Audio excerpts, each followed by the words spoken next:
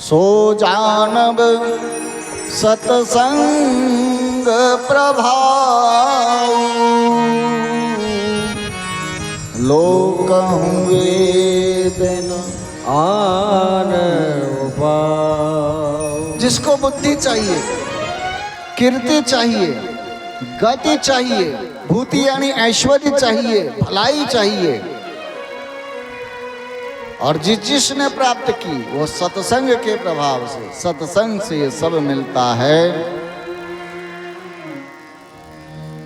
बिनु सत्संग विवेक न होई, बिना सत्संग के ज्ञान की प्राप्ति नहीं होती है। पर यह सत्संग भी कब मिलता है?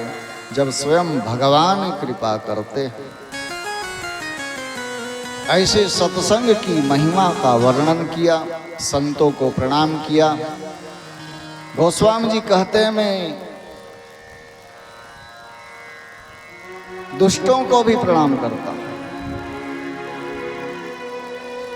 बहुरी वंदी खलगन सती भाए, बहुरी बंदी लन खल सती भाए, जे बिनु काज दाहिने उबाए, जे बिनु काज दाहिने उबाए। बहुरी बंदी खल गन सती भाए, बहुरी वंदी खलगन सती भाए, जे बिनु काज दाहिने उबाए, जे बिनु काज दाहिने उबाए, जे बिनु काज दाहिने उबाए। बहुरी वंदी खलगन, खलगण की भी वंदना, दुष्टों की भी वंदना कर रहे हैं। अच्छा, सत्य भाव से। तुलसीदास जी कहते कोई गलत भाव से नहीं, दुष्टों की वंदना कर रहे हैं। इसका मतलब ये नहीं कि गलत भाव से करते हैं, सत्य भाव, सत्य भाव। जय बिनु काज, बिना काम के दाहिने होते हैं तो भी बाएं हो जाते हैं। दुष्टों का ये काम ही है। तो क्या दुष्टों की प्रार्थना करोगे तो दुष्ट कृपा करेंगे? तुलसीदास जी कहते बिल्कुल नहीं। मैं अपनी दिस किन्हनि होरा, पर तिन्ह निज ओर न लाऊं भोरा। फिर भी वंदना कर रहे हैं। और हद तो तब हो गई कि तुलसीदास जी महाराज ने एक ही चौपाई में दोनों की वंदना कर दी। वंदाऊं संत असज्जन चरना, वंदाऊं संत असज्जन चरना, दुख प्रद उभय बीच कछु बरना, दुख प्रद उभय बीच कछु बरना। बिछुरत एक प्राण हरि ले, बिछुरत एक प्राण हरि ले, मिलत एक दुख दारुण देई, मिलत एक दुख दारुण देई। वंदाऊं संत सज्जन चरना, वंदाऊं संत असज्जन चरना, दुख प्रद उभय बीच कछु बरना, दुख प्रद उभय बीच कछु बरना, बीच कछु बरना, बीच कछु बरना। वंदऊ संत असज्जन चरना, में संत और असंत दोनों की एक साथ वंदना करता हूँ। बड़ा आश्चर्य लगा। वाह भाई, किसी ने पूछा बाबा जी ये क्या कर रहे, दोनों को एक साथ वंदना कर रहे हो, दोनों को एक साथ बिठा दे रहे हो। बोले हाँ, क्यों? बोले दोनों दुख देने वाले हैं। और आश्चर्य लगा, कमाल है, दोनों दुख कैसे देते हैं? अरे दुष्ट तो दुख देते हैं तो सुना, पर संत भी दुख देते हैं क्या? तुलसीदास जी कहते हाँ, संत भी दुख देता है, सज्जन भी कभी कभी दुख दे जाता है। दुख प्रदय उभय, दोनों दुख देने वाले हैं। फर्क इतना है, दुष्ट आता है तो दुख देता है, संत जाता है तब दुख देता है। दुख देने वाले दोनों हैं। दुष्ट आता है तो दुख देता है, दुष्ट आ जाए तो भगवान से प्रार्थना करोगे, हे भगवान ये कब जाए यहाँ से, हे भगवान ये जल्दी भेजो। संत जब आ जाए तो बड़ा सुख है, बड़ा आनंद है। 9 दिन राम कथा चल रही है, मजा आनंद ही आनंद है। जब संत बिछुड़ करके जाता है तो लगता है प्राण लेकर जा रहा है, उस समय दुख होता है, उस समय कष्ट होता है। तो एक बिछुड़ते समय दुख देता है, एक मिलकर के दुख देता है, एक दूर होकर के दुख देता है। दुख देने वाले दोनों हैं। कभी कभी बड़ा दुख हो जाता है, कोई कोई ऐसे आ भी जाते हैं। एक बार एक व्यक्ति के यहाँ मेहमान आए, जाए ही नहीं। कब तक सेवा करोगे? शुरुआत में तो खूब खीर पूरी हलवा, ये खाइए ये खाइए, अरे ये पीजिए शरबत पीजिए, अरे ऐसे कैसे चलेगा, ये तो लेना ही पड़ेगा, एक और मेरी तरफ से। पर जब वो जाए ही नहीं तो धीरे धीरे फिर हलवा पूरी बंद हो जाता है, पकवान बंद हो जाते हैं। फिर तो जो आप खा रहे वही खिलाओगे। उसके बाद भी ना जाए तो वो भी भारी पड़ने लगता है, कब तक खिलाएंगे? एक व्यक्ति के यहाँ मेहमान आया, जाए ही नहीं, तो पत्नी बड़ी नाराज हुई पति से कि कब तक बना बना के खिलाऊं। पति ने कहा कि मैं कहूं तो कैसे कहूं कि तुम चले जाओ, मेहमान है, बहुत दिन हो गए, जाते भी नहीं। पत्नी ने कहा एक काम करते, हम लोग नाटक करते हैं झगड़ा करने का। मेहमान कहीं गए, देखा आ रहे हैं, वापस लौटकर दिशा मैदान गए होंगे, आए वापस तो दरवाजा बंद कर लिया। दोनों पति पत्नी घर में झगड़ा करने लग गए। पत्नी झगड़ती है, कहती तुम्हारे यहाँ पर कोई ठिकाना नहीं, पता नहीं क्या भाग्य फूटा था कि तुमसे विवाह हो गया, जब से आई हूँ दुखी हूँ, घर में ये नहीं वो नहीं, ऊपर से एक मेहमान लाकर बिठा दिया है, उसको बना। अरे तो मेहमान आ गया तो क्या करे, कैसे बोले, बोलते क्यों नहीं? अरे हम नहीं खिलाएंगे उसको। मेहमान बाहर सुन रहा है, सुनाने के लिए तो बोला जा रहा था। खूब झगड़ा हुआ। उसके बाद में दरवाजा खटखटाया, मेहमान ने खोला। अरे बोले आप लड़िए मत, मेरे कारण झगड़ा हो, अच्छी बात नहीं, हम जा रहे हैं। अटैची उठाई, मेहमान चल दिए। मेहमान को जाते देखा, दरवाजा बंद किया, लगा ठहाका देखा चला गया। पति कहता है झगड़े की एक्टिंग तो तुमने बड़ी अच्छी की है, झूठे ही सही पर झगड़ा करने में तो बड़ी होशियार हो। पत्नी ने कहा तुम क्या कम हो, तुम भी तो बड़े झगड़ रहे थे, पर नाटक तुमने झगड़े का अच्छा किया। बोले तुमने भी अच्छा नाटक किया। तब तक फिर से दरवाजा खटखट हुआ। दरवाजा खोला तो मेहमान बाहर खड़ा था। बोले आप? बोले हम गए नहीं, हम भी तो जाने का नाटक ही कर रहे थे। बोलो जय श्री राम। अभी यहीं रहेंगे हम थोड़े दिन और। कुछ लोग आ जाते हैं कि जाते ही नहीं हैं, तब प्रार्थना करनी पड़ती भगवान से कब जाएगा। मिलत एक दुख दारुण दे, बिछड़त एक प्राण हर ले। दोनों की वंदना की। इतना ही नहीं, तुलसीदास जी महाराज ने किसी को नहीं छोड़ा। देव दनुज नर नाग खग प्रेत पितर गंधर्व वंदौ किन्नर रजनिचर कृपा करहूं अब सर्व।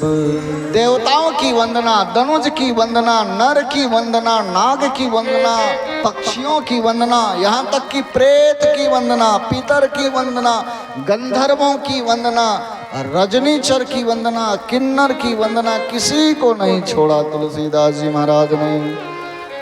जड़ चेतन जग जीव जत सकल राममय जान, वंदम सबके पद कमल सदा जोरि जुग पार। जड़ और चेतन वृक्षों को भी प्रणाम किया। किसी ने कहा बाबा जी सबको प्रणाम क्यों कर रहे हो, राक्षस को प्रणाम, प्रेत को प्रणाम, ये कभी कृपा करने वाले, राक्षस कभी कृपा करेंगे? तुलसीदास जी ने कहा कि मेरा स्वभाव है प्रणाम करना, मैं कर रहा हूं, उनकी जो इच्छा वो करे।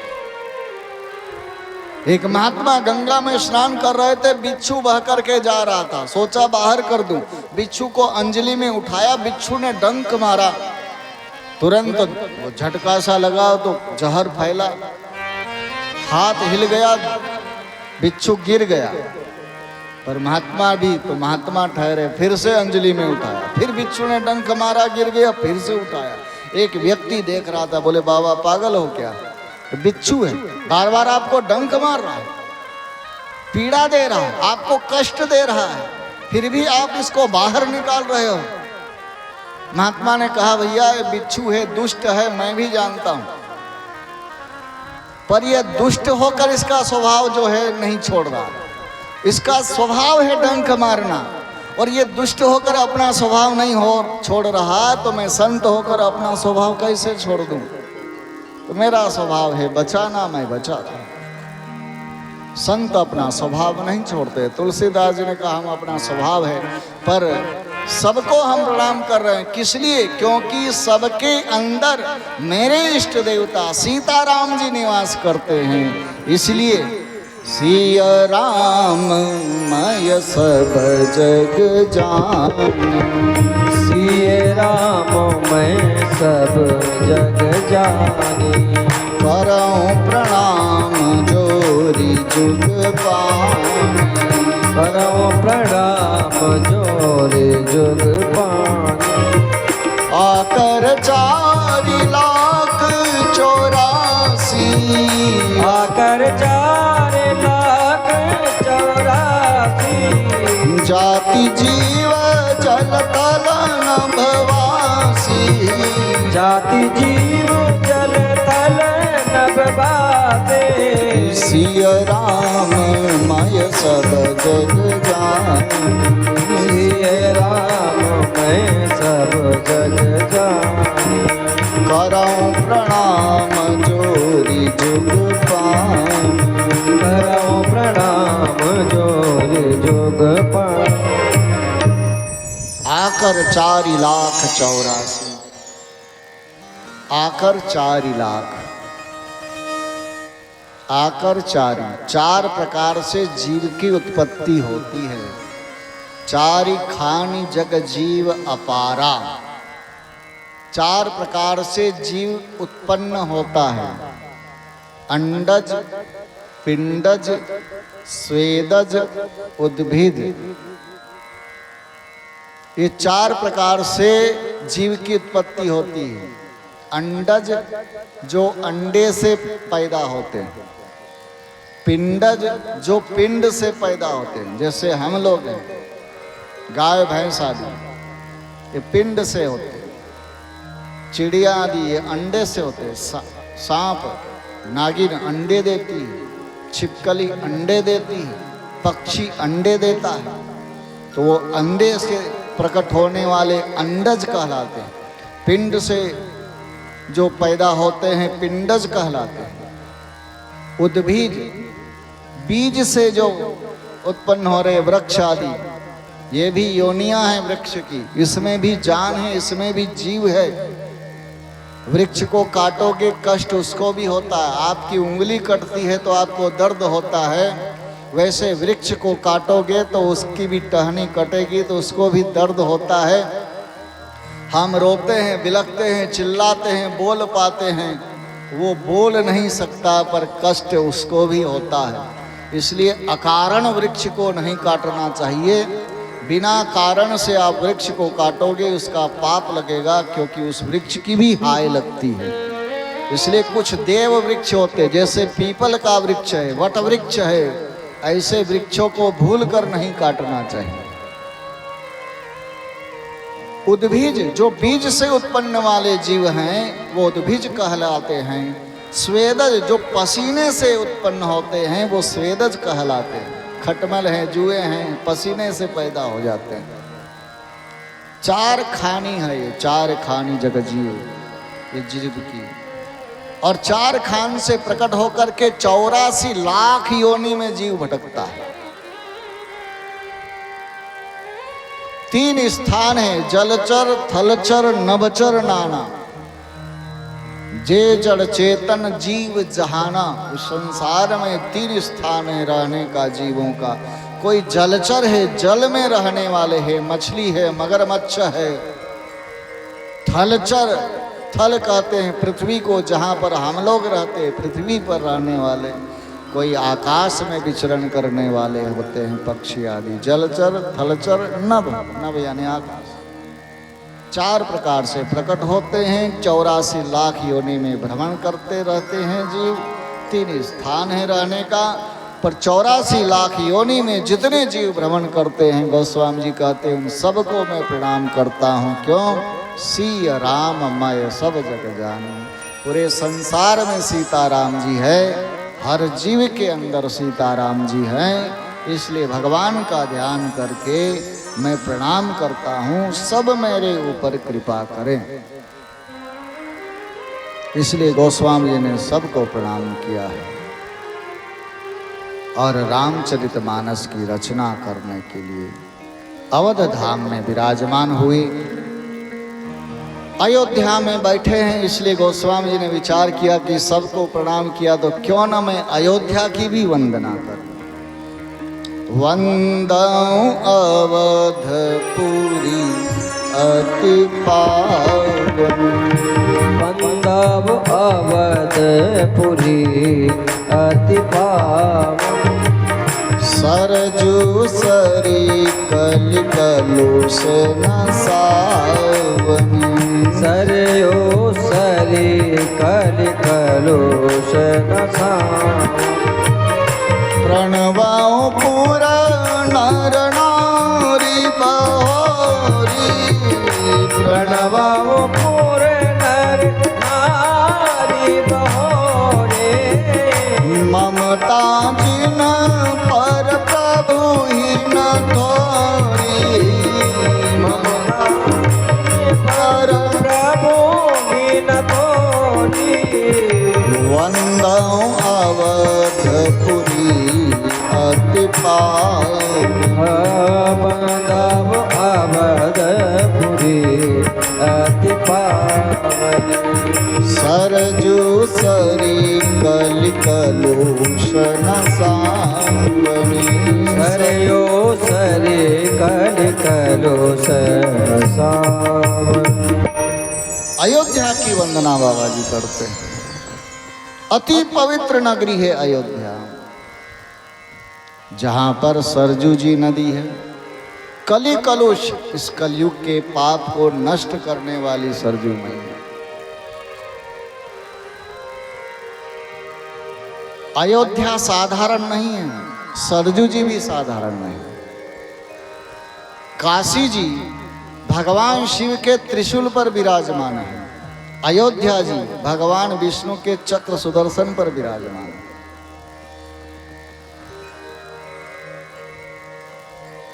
काशी मरणान मुक्ति, काशी में जो मरता है मुक्त हो जाता है। अयोध्या में जो मरता है अवध तजे तनु नहीं संसारा, फिर उसको संसार में नहीं आना पड़ता। पवित्र अयोध्या है, वह अयोध्या है और वह सरजू है। अच्छा, गंगा जी से ज्यादा पवित्र क्या मानते हो आप? पतित पावनी गंगा। गंगा गंगेति यो ब्रूयात योजनानाम सतेरपि। 100 योजन दूर से अगर कोई गंगा गंगा गंगा कहे तो मुच्यते सर्व पापेभ्यो विष्णु लोकम सगच्छति। सारा पाप नष्ट हो जाता है और भगवत धाम को व्यक्ति चला जाता है। गंगा जी का स्मरण कर लो, कितना दूर से 100 योजन दूर से भी। ऐसी गंगा जी, पर ऐसी गंगा जी में 60,000 वर्ष लगातार स्नान करने से जो फल प्राप्त होता है, उतना फल केवल सरजू जी के दर्शन से प्राप्त हो जाता है। 60 वर्ष सहस्राणि भागीरथ्यवगाहजम तत्फलम समवाप्नोति सरजू दर्शने कृते। सरजू जी के दर्शन मात्र से 60,000 वर्ष तक गंगा में स्नान करने का जो फल होता है, केवल दर्शन से प्राप्त हो जाता है। अब बताइए कि सरजू जी की क्या महिमा है। साधारण नहीं, गंगा जी तो भगवान के चरण से प्रकट हुई, सरजू भगवान के नेत्र से प्रकट हुई। वह चरण जा है, यह नेत्र जा है। भगवान की आंखों से अश्रु प्रवाहित हुए। कब? जब ब्रह्मा ने तप किया और ब्रह्मा जी को भगवान ने देखा तो बड़ी दया आई, भगवान द्रवित हो गए और उनके आंखों से जब जल निकला, उसको ब्रह्मा जी ने अपने कमंडल में धारण कर लिया। इक्ष्वाकु वंश में, महाराज इक्ष्वाकु के राज्य में जब अयोध्या में अकाल पड़ा, इक्ष्वाकु महाराज ने अपने गुरुदेव वशिष्ठ जी से प्रार्थना की। वशिष्ठ जी ने ब्रह्मा जी से प्रार्थना की और ब्रह्मा जी ने जो भगवान के नेत्र से जो जल प्रवाहित हुआ था, जो कमंडल में रखा था, वह जल वशिष्ठ जी को प्रदान किया। वशिष्ठ जी ने मानसरोवर में स्थापित किया। सर से प्रवाहित हुई, इसके लिए इसका नाम हो गया सरजू जी। और वह सरजू जी अयोध्या में आई, अकाल नष्ट हो गया, तब से सरजू अयोध्या में प्रवाहित हो रही है। एक बार तो सरजू जी ने मना कर दिया था, मैं नहीं जाऊंगी पृथ्वी पर जब ब्रह्मा जी ने कहा साक्षात भगवान अवतार लेकर आएंगे, तुम्हारी गोदी में खेलेंगे, तुम्हारे किनारे लीला करेंगे, तो सरजू जी तुरंत तैयार हो गई। और इसीलिए उत्तर दिशि सरजू बह पावनी, वो पवित्र नदी सरजू जी आज भी अयोध्या में उत्तर दिशा में प्रवाहित हो रही है। यही एक प्रमाण है इस कलयुग में भी कि उत्तर दिशि सरजू बह पावनी, और आज भी उत्तर दिशा में अयोध्या में सरजू जी बह रही है। वह सरजू जी है 60,000 वर्षों का फल दर्शन मात्र से प्राप्त। कोटि कल्प काशी बसे, मथुरा कल्प 1000 पर एक निमिष सरजू बसे। तुले न तुलसीदास, वह सरजू जी की महिमा है, साधारण नहीं। अयोध्या का दर्शन मात्र कर लो तो मथुरा जी में कई कल्पों तक निवास करने का फल, काशी में कई कल्पों तक निवास करने का फल, केवल आधे क्षण निवास कर लो अयोध्या या सरजू के किनारे तो प्राप्त हो जाए। ऐसे नहीं, त्रिभुवन में अयोध्या का नाम है।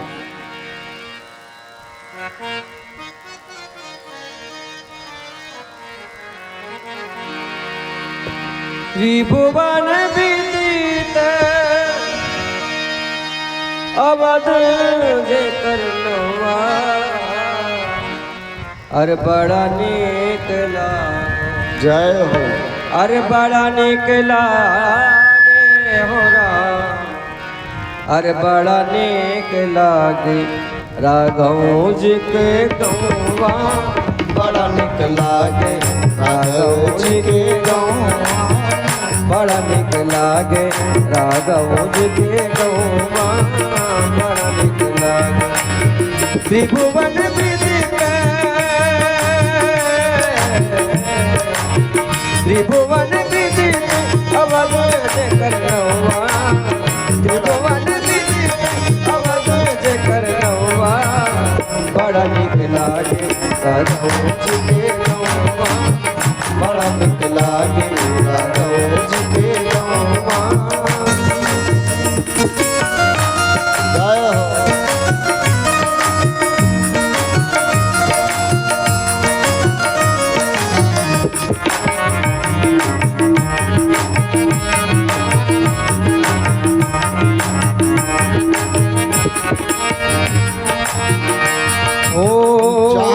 राम शिशु गलियन खेले, जहाँ ब्रह्म राम शिशु गलियन खेले, अंजुरिन में भरी भरी धूरी सिर मेले, अंजुरी में भरे भरे धूर सिर मेले, जहाँ ब्रह्म राम शिशु गलियन में खेले, जहाँ ब्रह्म राम शिशु गलियन में खेले, अंजुरिन में भरी भरी धूरी सिर मेले, अंजुरी में भरे भरे धूर सिर मेले, जहाँ न कबहू चले,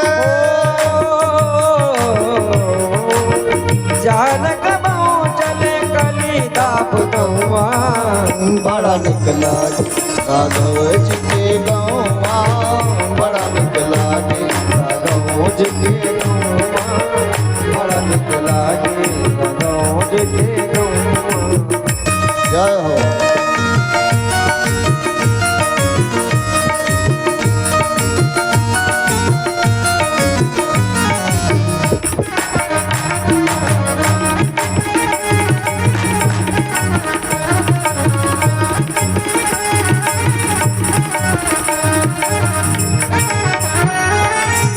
दशरथ पिता जहाँ कौशल्या जी मैया, दशरथ पिता जहाँ कौशल्या जी मैया, भरत लखन रिपुहन भले भैया, भरत लखन रिपुहन भले भैया, दशरथ पिता जहाँ कौशल्या जी मैया, दशरथ पिता जहाँ कौशल्या जी मैया, भरत लखन रिपुहन भले भैया, भरत लखन रिपुहन भले भैया, राम राम रटे जहाँ,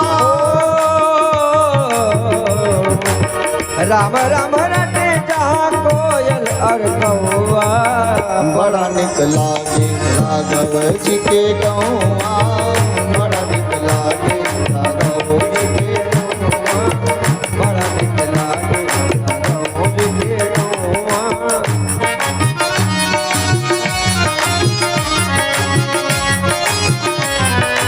जय हो।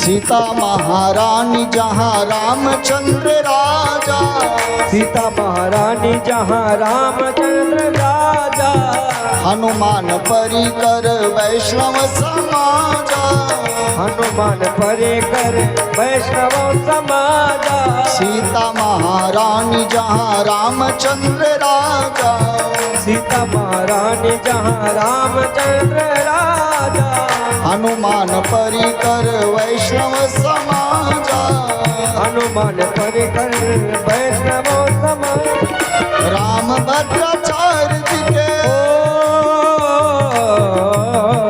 राम भद्राचार्य जी के ओए ठीक ठौआ, बड़ा नीक लागे राघव जी के गौआ, बड़ा नीक लागे राघव जी के गौआ, बड़ा निक लागे त्रिभुवन विदित, हो त्रिभुवन विदित अवध जेकर नौआ, बड़ा निक लागे राघव जी के नौआ, बड़ा नीक लागे राघव जी के गौआ, बड़ा निक लागे राघव जी के नौआ, बड़ा निक लागे राघव जी के नौआ। त्रिभुवन जय हो। अवध जेकर नौआ, त्रिभुवन विदित अवध जेकर नौआ, बड़ा निक लागे राघव जी के नौआ, बड़ा निक लागे राघव जी के नौआ, बड़ा निक लागे ओ बड़ा निक लागे, बड़ा निक लागे राघव जी के नौआ। बोली राजा रामचंद्र भगवान की जय हो। त्रिभुवन विदित, तीनों लोकों में अयोध्या का नाम है। ऐसी अयोध्या है, पतित पावनी सरजू मैया वहाँ विराजमान है। ऐसी अयोध्यापुरी की वंदना गोस्वामी जी ने की, सरजू की वंदना की। प्रणवं पुर नर नारी बहोरी, ममता जिन पर प्रभु न थोरी। भगवान की ममता अयोध्या वासियों पर बहुत ज्यादा, इसलिए तुलसीदास जी कहते हैं अयोध्या में रहने वाले स्त्री पुरुष सबकी मैं वंदना करता हूं। अयोध्या च परब्रह्म सरजू सगुण पुमान, तन्निवासी जगन्नाथ सत्यम सत्यम वदाम्यहम्। भगवान शिव कहते पार्वती से, पार्वती अयोध्या च परब्रह्म, अयोध्या परब्रह्म है। सरजू सगुण पुमान, सरजू सगुण ब्रह्म है। और अयोध्या में निवास करने वाले स्त्री पुरुष तन निवासी जगन्नाथ, जगन्नाथ का स्वरूप है। क्योंकि भगवान ममता जिन पर प्रभु न थोरी, भगवान कम ममता नहीं करते हैं, बहुत ज्यादा ममता करते हैं। भगवान राम स्वयं कहते उत्तरकांड में, अति प्रिय मोहि यहाँ के वासी, मम धामदापुरी सुख राशि। भगवान कहते हैं अयोध्या वासी, जो अयोध्या में जो वास करता है वो मुझे बहुत ज्यादा प्रिय, अति प्रिय मोहि। प्रिय तो सब है, सब मम प्रिय, सब मम उपजाए, सबते अधिक मनुज मोहि भाए। लेकिन उसमें से भी प्रिय कौन है सबसे ज्यादा? बोले अयोध्या में जो मनुष्य निवास करते हैं वो ज्यादा भगवान को प्रिय हैं। इतने प्रिय हैं, इतने प्रिय हैं कि सी निंदक अघोघ नसाए। जिस धोबी ने सीता जी की निंदा की, उस धोबी को भी भगवान ने अपने धाम में ले गए। बताओ। हाँ। कहते हैं जब भगवान अपने धाम को जाने लगे तो पूरे सब अयोध्यावासी पीछे लग गए भगवान के। हम भी चलेंगे, हम भी चलेंगे, हम भी चलेंगे। तो धोबी भी पीछे पीछे लग गए। अयोध्या में जो रहने वाले थे कुछ पहलवान उठाए लाठी, छोड़ेंगे नहीं इस धोबी को। है तुम नहीं जा सकते हो, भगवत धाम में जाने का तुम्हारा कोई अधिकार नहीं है। अगर गए और पहुंच गए तो इतना पटक पटक करके मारेंगे। धोबी रोने लगा बेचारा, बैठा बैठा रो रहा था। राम जी ने कहा तुझे क्या हो गया? बोले मेरी भी इच्छा है आपके धाम चलने की। भगवान ने कहा चलो। अरे बोले देख रहे हो बाबा पहलवान, ये कह रहे हैं पटक पटक कर मारेंगे क्योंकि तुमने सीता जी की निंदा की, तुम वहां नहीं चल सकते। भगवान ने कहा तुम चिंता मत करो, ये सब मेरे धाम में जाएंगे। तेरे लिए एक मैं अलग धाम बना देता हूं, तू निश्चिंत होके रह, आनंद से रह। ऐसा धाम बनाऊंगा लोक विशोक बनाई बसाए। विशोक, जहां कोई शोक नहीं, कोई चिंता नहीं, कोई कष्ट नहीं, ऐसा धाम भगवान ने अलग से बनाकर धोबी को दे दिया। ले तुम वहां पर रहो, निवास करो। कितना प्रेम भगवान को है। क्यों? क्योंकि धोबी भी अयोध्या में रहने वाला था ना। अति प्रिय मोहि यहाँ के वासी। अयोध्या वासियों की वंदना की है, कौशल्या जी की वंदना की, दशरथ जी की वंदना। वो दशरथ जी जिन्होंने अपने प्राण को तिनके के समान त्याग दिया। वंदऊ अवध भुआल सत्य प्रेम जहि राम पद, बिछुरत दीन दयाल प्रियतनु त्रिनैव परिहर। अपना शरीर किसको प्यारा नहीं होता, पर तिनके के समान शरीर का त्याग कर दिया दशरथ जी ने, क्योंकि उनको राम से प्रेम था। इतना प्रेम राम जी से था। ऐसे दशरथ जी को प्रणाम करते हैं। जनक जी को प्रणाम किया जो विदेह राज है, जिन्होंने जोग को भोग में छिपा करके रखा। लोग भोगी राज समझते थे, वास्तव में जनक जी जोगी राज हैं। उनका जोग तो तब प्रकट हुआ जब राम जी का दर्शन हुआ उनको। राम बिलोकत प्रकटे सो। ऐसे जनक जी को प्रणाम किया है। चारों भाइयों को प्रणाम करने का विचार आया तो सबसे पहले भरत जी को प्रणाम किया। प्रणवं प्रथम भरत के चरना, जासु नेम व्रत जाई न बरना। जिन भरत जी के नियम, भरत जी के प्रेम का वर्णन तुलसीदास जी कहते मैं नहीं कर पाऊँ। श्री राम प्रेम पीयूष पूर्ण होत जन्म न भरत को।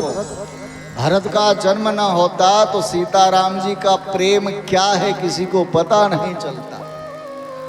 अरे भरत जी क्या है? बोले भरत राम जी के प्रेम ही हैं। भरत राम मूर्ति तनु आही। अयोध्या कांड में तुलसीदास जी कहते हैं भरत क्या है? बोले राम जी का प्रेम। इसलिए भरत को प्रेम मूर्ति कहा जाता है। राम जी के चरणों में प्रेम क्या है भरत जी ने उजागर किया है। भगवान के चरण कमल में ऐसा मन लगाया जैसे भांवरा कमल का त्याग नहीं करना चाहता है, कमल के फूल का, वैसे भरत जी भगवान के चरण का कभी त्याग नहीं करते। उनका मन रूपी भांवरा हमारे हमेशा भगवान के चरणों में लगा रहता है। लखनलाल को प्रणाम किया। रघुपति कीरति विमल पताका, दंड समान भयं जस जागा। लखनलाल कौन है? शेष के अवतार। राम जी की कीर्ति रूपी पताका को फहराने वाले लखनलाल हैं। राम जी क्या है? झंडा। लखनलाल क्या है? डंडा। हाँ, झंडा मुलायम होता है, कोमल होता है, जिधर चाहो उधर मोड़ दो। डंडा कड़क होता है, वो जल्दी नहीं मुड़ता, कठोर होता है। लखनलाल का स्वभाव कठोर है, राम जी कोमल है। राम जी झंडे के समान है, लखन डंडे के समान है। लखनलाल जल्दी झुकने वाले नहीं हैं। चाहे जितना चिल्लाओ, झंडा ऊंचा रहे हमारा, झंडा ऊंचा रहे हमारा, पर झंडे में जब तक डंडा ना लगे तो झंडा ऊंचा हो सकता है क्या? झंडा तो ऊंचा तभी होगा जब उस डंडे में झंडा लगाया जाएगा। तो लखन है डंडा, राम जी है झंडा। राम जी की कीर्ति रूपी पताका को फहराने वाले लखनलाल हैं। रघुपति कीरति विमल पताका, दंड समान भयों जस जाता। जिनका जस डंडे के समान है, ऐसे हजार सिर वाले शेषनाग जो लखन बन करके आए हैं। अवतरें जो भूमि भय कारण, ऐसे लखन को प्रणाम किया है। शत्रुघ्न को प्रणाम किया है। उसके बाद महावीर हनुमान को प्रणाम किया। महावीर बिरवं हनुमाना, राम जासु जस आप बखाना। हनुमान जी ने भगवान के जस का बखान किया। एक बार तो हनुमान जी को प्रणाम किया, पर दोबारा फिर तुलसीदास जी ने प्रणाम किया। क्यों? महावीर विकराल रूप है महावीर। फिर तुलसीदास जी को लगा कि नहीं नहीं, थोड़े बाल रूप का भी दर्शन कर लें। प्रणवं पवन कुमार, खल बन पावक ज्ञान घन। जासु हृदय आगार, बसहि राम सर चाप धर। तुलसीदास जी कहते उन पवन कुमार हनुमान जी को मैं प्रणाम करता हूँ। खल बन पावक ज्ञान घन। दुष्ट रूपी जंगल को जलाने के लिए हनुमान जी क्या है? अग्नि। दुष्टों के संहार को, जैसे जंगल है ना, आग लग जाए तो जंगल राख हो जाता है, इसलिए वैसे ही दुष्ट रूपी जंगल के लिए हनुमान जी आग के समान है, जला के राख कर देते हैं, नष्ट कर देते हैं। जासु हृदय आगार, जिनके हृदय में भगवान श्री राम विराजमान हैं, बसई राम सर चाप धरी, धनुष और बाण लेकर के हनुमान जी के हृदय में राम जी बैठे। राम जी से हनुमान जी ने प्रार्थना की, प्रभु आप हमारे हृदय में बैठ जाओ। भगवान ने कहा क्यों, सामने बैठे हैं, दर्शन करो ना। बोले नहीं नहीं प्रभु, मम हृदय भवन प्रभु तोरा, तह बसे आई बहु चोरा। तुलसीदास जी ने विनय पत्रिका में लिखा, प्रभु हमारा हृदय आपका भवन है, आपका घर है, हृदय भगवान का घर है, पर इसमें चोर लोगों ने आकर के कब्जा कर लिया, जबरदस्ती दुष्ट लोग आकर के बैठ गए। घर किसी का है, कब्जा कोई और कर रहा है, होता है ना ऐसा। तो मालिक अगर ध्यान नहीं देगा तो चोर लोग आकर के दूसरे दुष्ट लोग कब्जा कर लेंगे। तो मालिक को चाहिए इन दुष्टों को भगाए, स्वयं आकर बैठ जाए। हनुमान जी ने कहा, प्रभु ये घर तो आपका है और इसमें दूसरे चोर लोग आकर के बैठ जा रहे हैं। कौन? काम, क्रोध, लोभ, मोह, अहंकार, ये क्या है? यही चोर है, बैठ गए हृदय में आकर। बैठना चाहिए राम जी को, बैठा है किसी के हृदय में काम बैठा है, किसी में क्रोध बैठा है, किसी में लोभ बैठा है, ये विकार आकर के बैठ गए हैं। इनको बाहर करो और आप बैठो, आप मालिक हो हृदय के। भगवान ने हनुमान जी से कहा ठीक है मैं आ रहा हूं। तो धनुष अलग धरा, बाण अलग धरा। हनुमान जी ने कहा क्या कर रहे? राम जी ने कहा, हनुमान तुम्हारा हृदय बड़ा कोमल है और मैं तुम्हारे हृदय में धनुष बाण लेकर बैठूंगा, कहीं बाण का वो तीर का कोना कहीं चुभ गया तो, धनुष लेकर बैठूं कहीं धनुष कहीं चुभ गया तो। हनुमान जी ने कहा उसकी चिंता मत करो, पर धनुष बाण लेकर के बैठो। क्यों? बोले ऐसे चुपचाप बैठोगे तो ये चोर लोग ऐसे भागने वाले हैं क्या? हाथ में हथियार नहीं होगा तो फिर कोई भी हमला कर देगा, फिर मानेगा नहीं। धनुष बाण लेकर बैठो ताकि धनुष बाण देखते ही भागे यहाँ से। तो ना हमारे हृदय में काम आए, ना हमारे हृदय में क्रोध आए, ना हमारे हृदय में लोभ आए, ना हमारे हृदय में अहंकार आए। इसलिए भगवान धनुष बाण लेकर हमारे हृदय में प्रवेश करके बैठो। और हनुमान जी के हृदय में भगवान श्री राम जब विराजमान हुए तो धनुष बाण लेकर के बैठे। जासु हृदय आगार, बसहि राम सर चाप धरी। सबको प्रणाम। कपिपति रीछ निशाचर राजा, अंगदा दीजे कीस समाजा, सबको प्रणाम किया है। उसके बाद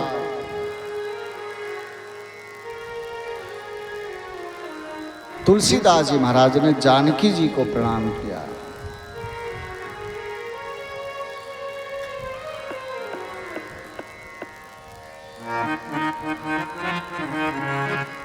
जनक सुता जग जननी जानकी, अतिशय प्रिय करुणा निधान की।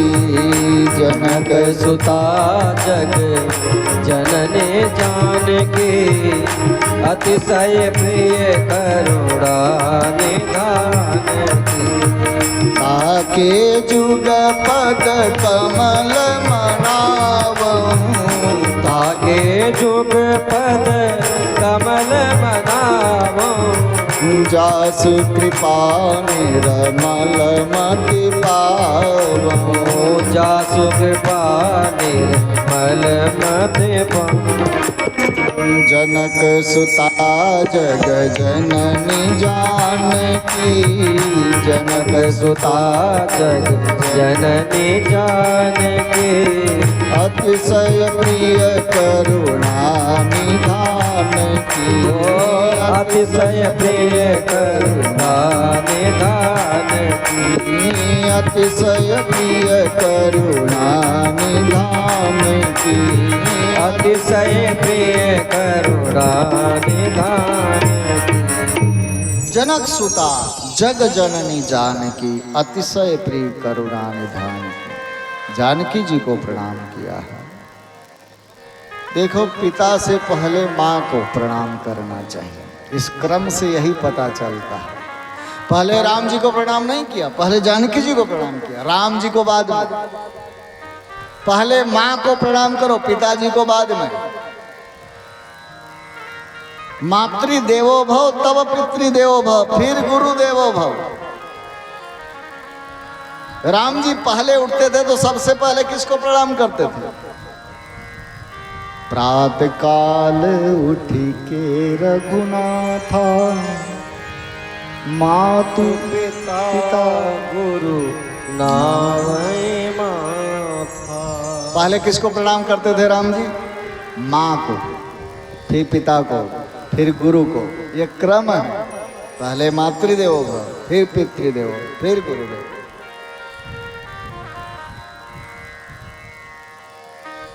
इसका मतलब माता पिता से भी कमजोर है क्या गुरुजी? जबकि तुलसीदास जी ने सबसे पहले गुरु की वंदना की। भाई, कहा जाता है गुरु ब्रह्मा गुरुर्विष्णु गुरुर्देवो महेश्वरा गुरु साक्षात परब्रह्म तस्मै श्री गुरुवे नमः। गुरु ब्रह्मा है, गुरु विष्णु है, गुरु शंकर है। ऐसे गुरुदेव को प्रणाम किया जा रहा है। तो गुरु जी को यहाँ तीसरे नंबर पर रख दिया। पहले माँ को प्रणाम करो, फिर पिता को प्रणाम करो, फिर गुरु जी को प्रणाम करो, तो समझ में नहीं आता। गुरु गोविंद दों खड़े काके लागू पाए, बलिहारी गुरुदेव की गोविंद दियो लखाए। तो पहले गुरु जी को प्रणाम करो, भगवान को बाद में प्रणाम करो, ऐसा कहा गया है। तो भगवान से बड़े अगर गुरु जी हैं तो फिर माता पिता से बड़े भी तो होने चाहिए कि नहीं? पर माता पिता की बात आती है तो गुरु जी को तीसरे नंबर पर ले जाके पटक दिया। पहले मातृदेवो भव, फिर पितृदेवो भव, फिर गुरुदेवो भव। क्या कारण है? हमारे संत कहते हैं कि गुरु से बड़ा कोई नहीं है, भगवान से भी बड़े गुरु ही होते हैं। पर प्रथम गुरु अगर कोई है तो वो माँ है, माँ। इसलिए सबसे पहले माँ को प्रणाम किया जाता है, क्योंकि बोलना माँ सिखाती है, चलना माँ सिखाती है, भोजन करना माँ सिखाती है। बाद में गुरु जी के यहाँ पढ़ने गए तो पहला गुरु कौन हुआ? माँ। इसलिए माँ से बड़ा कोई नहीं होता है बेटे के लिए। आजकल के बेटे समझते ही नहीं। आजकल के बेटों को तो माँ को प्रणाम करने में शर्म लगती है। कैसे माँ को प्रणाम करें? जिसको डांटते हैं, जिसको फटकारते हैं, जिसको गालियाँ भी दे देते हैं कभी कभी, उसको हम प्रणाम क्यों करें? कैसे करें? माँ तो माँ होती है, माँ से बड़ा कोई नहीं होता है। और इसलिए गोस्वामी जी ने पहले माँ को प्रणाम किया। जनक सुता जग जननी जान। 3 परिचय दिए। देखो, जनक सुता किसकी बेटी है?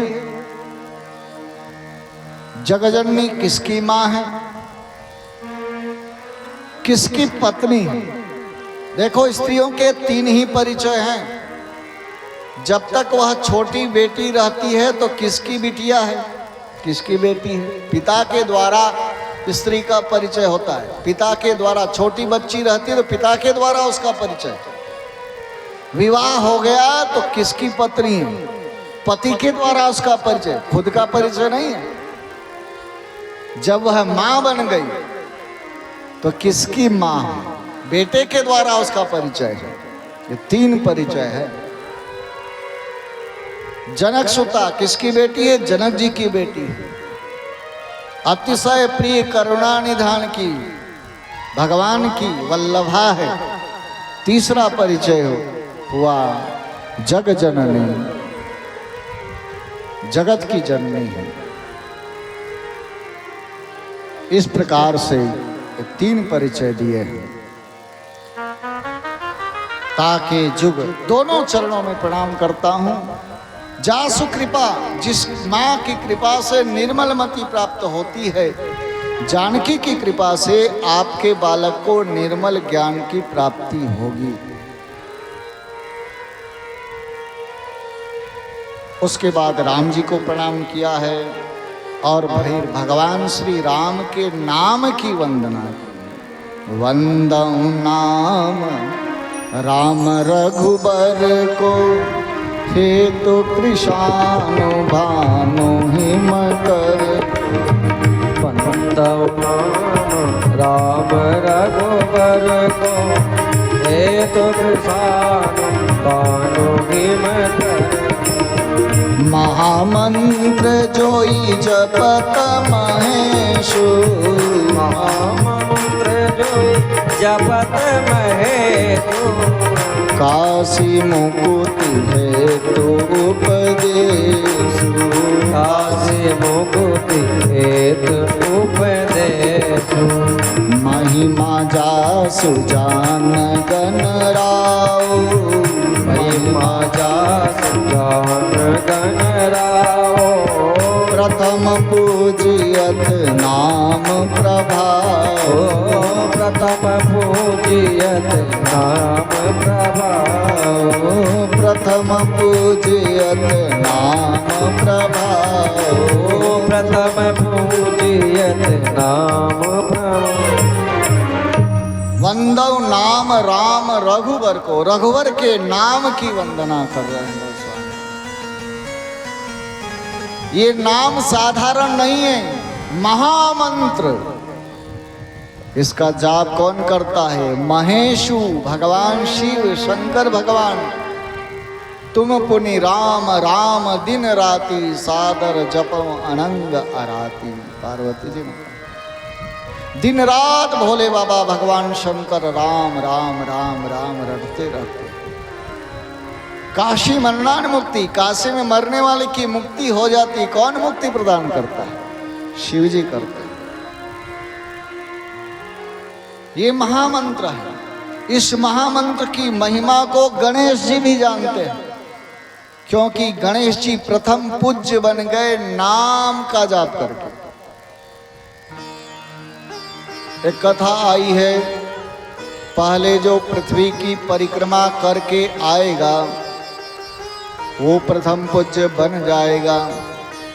गणेश जी ने सोचा अपने पृथ्वी की परिक्रमा कैसे कर पाएंगे। सब देवता अपना अपना वाहन लेकर चल दिए। इंद्र ऐरावत हाथी पर चढ़ करके चल दिया। कार्तिकेय स्वामी ने अपने मोर को सही किया, मोर पर बैठ करके उड़ चले। गणेश जी ने चूहे को बुलाया, आओ क्या करना? पृथ्वी की परिक्रमा करना है। चूहे ने कहा, वाह महाराज, हमारी चाल देखी आपने। ये मोर वाला उड़ चल दिया, हाथी वाला चल दिया, सबके अपने अपने वाहन हैं। आपका वाहन मैं हूँ चूहा, अब मेरी चाल तो आप जानते हो। गणेश जी ने कहा कुछ उपाय करना पड़ेगा। नारद जी आ गए, बोले राम का नाम ही सबसे बड़ा है, पूरे ब्रह्मांड में तो राम ही राम है। राम लिखा और उसी की परिक्रमा कर ली।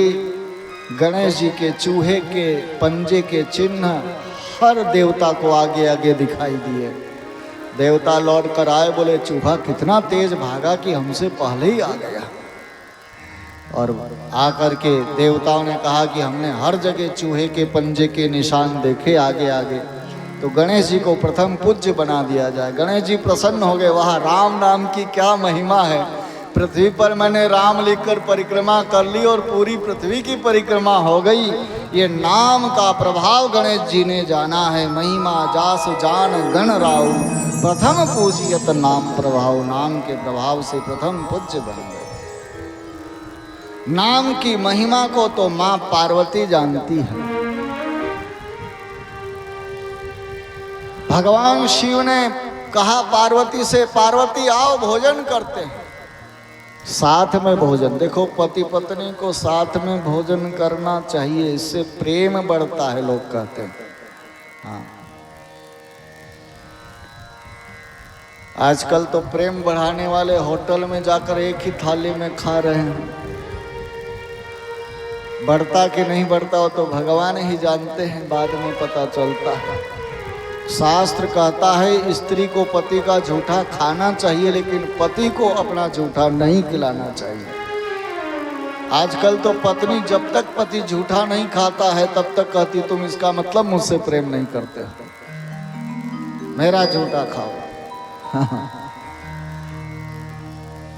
पर साथ में भोजन करना चाहिए।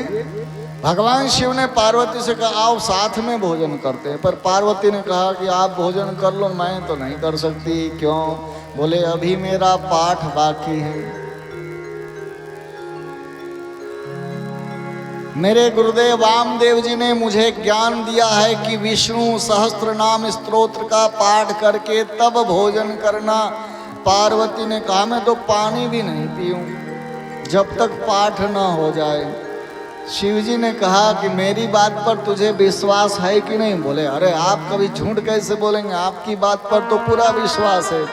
भगवान शिव ने कहा पार्वती राम रामेति रामेति रमे रामे मनोरमे सहस्त्र नाम तत्तुल्य राम नाम वरानने। हे पार्वती 1000 बार विष्णु का नाम लो, विष्णु सहस्त्र नाम स्तोत्र का पाठ करो, या फिर एक बार केवल राम ऐसा बोल दो तो बराबर हो जाता है। सहस्त्र नाम तत्तुल्य।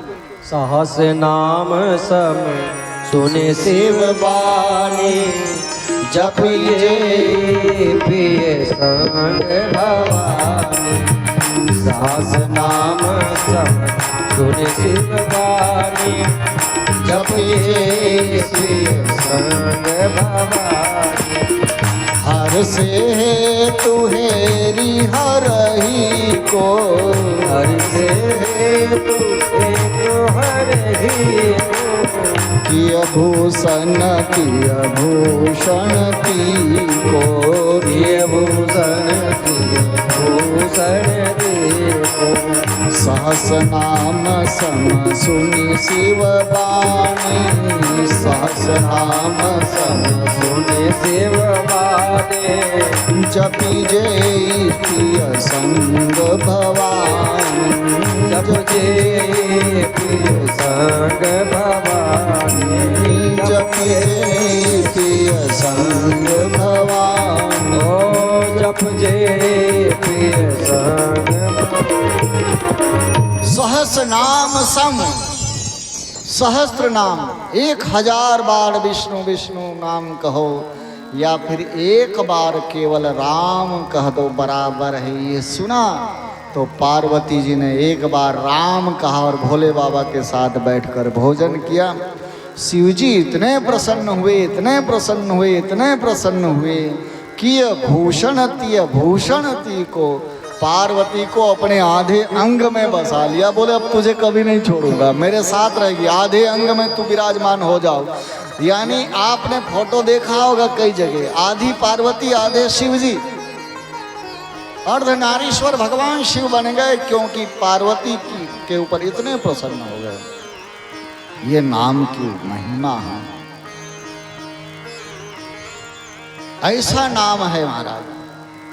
राम नाम मनि दीप धरु जीह देहरी द्वार, तुलसी भीतर बाहिरे जो चाहे शिव जी आए। एक ही दीपक है, अंधेरा छाया हुआ है। आप सोचोगे घर में अगर दीपक रहें तो बाहर अंधेरा हो जाए, बाहर दीपक रखें तो घर में अंधेरा हो जाए। ऐसी स्थिति में क्या करें? बोले घर की दहलीज पर दीपक धर दो, अंदर भी उजाला बाहर भी उजाला। वैसे जीव रूपी देहली पर राम नाम का दीपक जला दो, अंदर भी उजाला बाहर भी उजाला, दोनों तरफ उजाला है। कल्याण ही कल्याण है, काम बन जाएगा। नाम का ये प्रभाव है। चतुर्विधा भजन्ते माम जनाः सुकृतनोर्जुन, आर्तो जिज्ञासु अर्थार्थी ज्ञानी च भरतर्षभ। भगवान कृष्ण ने गीता में कहा 4 प्रकार के भक्त होते हैं। जो मेरा भजन करते हैं। गोस्वामी जी कहते हैं राम भगत जग चारि प्रकारा, 4 प्रकार के भक्त हैं। अर्थ, जिज्ञासी, अर्थार्थी, ज्ञानी। चारों पुण्यात्मा हैं, चारों उदार है, चारों अनघ है, पाप से रहित है। चहूँ चतुर कहूँ नाम आधारा, चारों भक्तों को नाम का ही आधार है। नाम का प्रभाव, चाहे ज्ञानी हो, चाहे जिज्ञासु हो, चाहे आर्त हो, चाहे अर्थार्थी। अर्थार्थी यानी जिसको रुपया चाहिए वो भी राम नाम करो, जो दुखी है वह भी राम राम करो। जो ज्ञानी है वो तो जानता ही है कि राम राम कहना चाहिए, वो तो राम राम करता ही है। तो राम राम कहने से सभी का कल्याण होता है। चारों युग में, चहुं युग, चहुं श्रुति, नाम प्रभाव। चारों वेदों में, चारों युगों में नाम का ही प्रभाव है। यहाँ तक तुलसीदास जी कहते निर्गुण निराकार, सगुण साकार, दोनों में अगर कोई बड़ा है तो उसमें भी नाम सबसे बड़ा है। निर्गुण निराकार है, सबके हृदय में विराजमान है कि नहीं? व्यापक एक ब्रह्म अविनाशी, सतचेतन घन आनंद राशि, अस प्रभु हृदय अछत अविकारी, लेकिन फिर भी सकल जीव जगदीन दुखारी। सबके हृदय में भगवान है, फिर भी हम दुखी हैं कि नहीं है? हर व्यक्ति सुखी नहीं है ना। तो इसका मतलब निर्गुण निराकार से तो काम चलने वाला नहीं है। और वह निर्गुण निराकार साकार कैसे होगा? तो नाम जाप करो। भक्त प्रहलाद ने निर्गुण निराकार का ध्यान करके नाम जाप किया तो वह निर्गुण निराकार सगुण साकार बन करके खंबे से प्रकट हो गया। अगर नाम जाप न करते तो कैसे होता? तो नाम बड़ा हुआ ना। अच्छा, सगुण साकार बन करके भगवान श्री राम आए। भगवान श्री राम ने कई भक्तों का उद्धार किया। सबरी गीध सुसेवकनी सुगत दीन रघुनाथ। सबरी का उद्धार किया, गिद्ध का उद्धार किया, क्योंकि अच्छे भगत थे इसलिए। पर नाम उघारे अमित खल, नाम उधारे अमित खल, वेद विदित गुण गाथ। सबरी का उद्धार भगवान ने इसलिए किया कि सबरी जी भगवान की भक्त थी। गिद्ध का उद्धार इसलिए किया कि प्राण तक न्योछावर कर दिए राम जी की जानकी के लिए, तो उद्धार किया। तो कौन बड़ी बात है? पर नाम की महिमा देखो, अजामिल जैसे पापी को उतार दिया। एक से एक पापियों का उद्धार नाम करता है, इसलिए नाम से बड़ा कोई नहीं है। हो गए भव से पार लेकर नाम तेरा, अरे हो गए भव से पार लेकर नाम तेरा। हो गए भव से पार लेकर नाम तेरा, हो गए भव से पार लेकर नाम तेरा। हो गए भव से पार लेकर नाम तेरा, हो गए भव से पार लेकर नाम तेरा।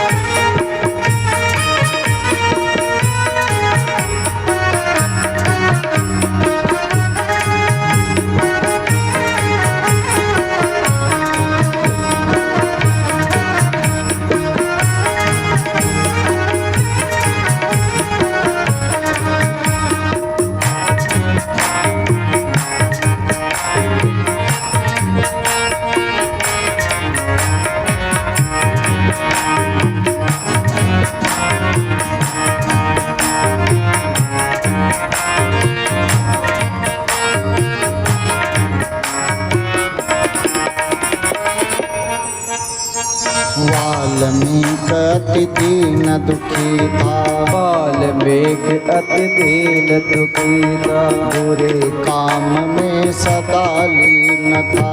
बुरे काम में सदा लीन था। वाल्मीकि जी रत्नाकर नाम के डाकू, बड़े दीन हैं, बड़े दुखी, बुरे काम करने वाले, जीव हिंसा करने वाले। सप्तऋषि की कृपा हो गई, बोले राम राम कर। बोले महाराज जिंदगी भर मरा मरा करते आया, मारते आया, राम नहीं बोल पाऊंगा। बोले मरा मरा ही बोल। उल्टा नाम जपत जग जाना, उल्टा नाम जपत जग जाना, वाल्मीकि भय ब्रह्म समाना। वाल्मीकि भय ब्रह्म समाना। राम बिहाई मरा जपते, बिगड़ी सुधरी कवि कोकिल हूँ की।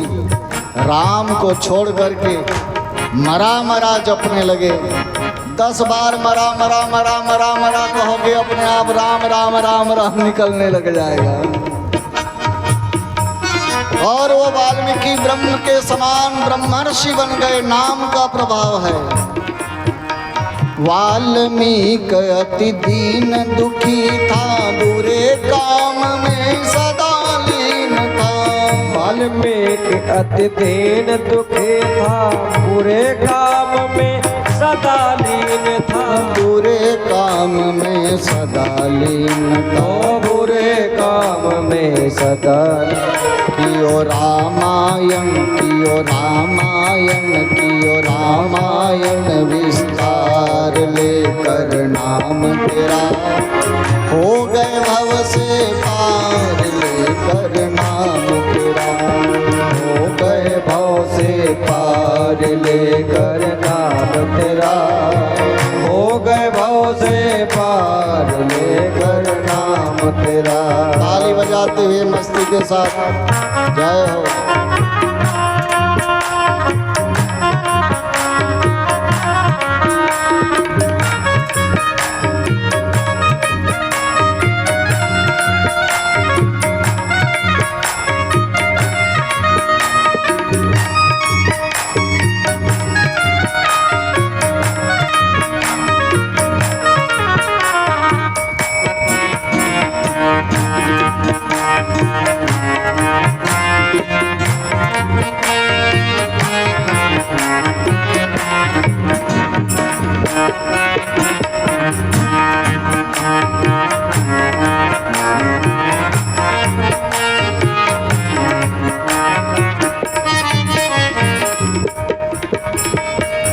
नल नील जाति के बानर थे, नल नील जाति के बानर। राम नाम लिख दिया शिला पर, राम नाम लिख। हे नल नील जाति के बानर, हे नल नील जाति के बानर। राम नाम लिख दिया शिला पर, राम नाम लिख दिया शिला पर। नल और नील जाति के बानर है, बंदर है। फूल कैसे तैयार हो? और उस समुद्र ने कहा, नाथ नील नल कपि दो भाई, लरिकाई ऋषि आशीष पाई। तिनके परस किए गिरि भारे, तरिहई जलधि प्रताप तुम्हारे। नल नील को बुलाया, नल नील ने पत्थर को छुआ और पानी में डाला, पत्थर तैरने लग गए। पर फिर भी फूल तैयार नहीं हुआ। उनका स्पर्श किया हुआ तैरता तो था लेकिन टिकता नहीं था। समुद्र की लहर आए तो एक पत्थर इधर गया, एक पत्थर उधर गया। अब फूल कैसे तैयार हो? हनुमान जी को पुकारा, हनुमान जी आए, बोले चिंता मत करो, एक पत्थर पर रा लिखो, दूसरे पर म लिखो, दोनों को चिपका दो, कभी अलग नहीं होंगे। और ऐसे पत्थर पर राम राम लिख लिख करके हनुमान जी जोड़ते गए और 4 दिन में ही 100 योजन फूल तैयार हो गया। ये नाम का ही तो प्रताप था। श्री रघुवीर प्रताप ते सिंधु तरे आशान। हे नल नील जाति के बानर राम नाम लिख दिया शिला पर। हे नल नील जाति के बानर राम नाम लिख दिया शिला पर। राम नाम लिख दिया शिला ओ राम नाम लिख दिया शिला पर। हो गई जय हो गई आज हो गई सेना पार लेकर नाम तेरा। हो गए भव से पार लेकर नाम तेरा। हो गए भव से पार लेकर नाम तेरा। हो गए भव से पार लेकर नाम तेरा। जय हो।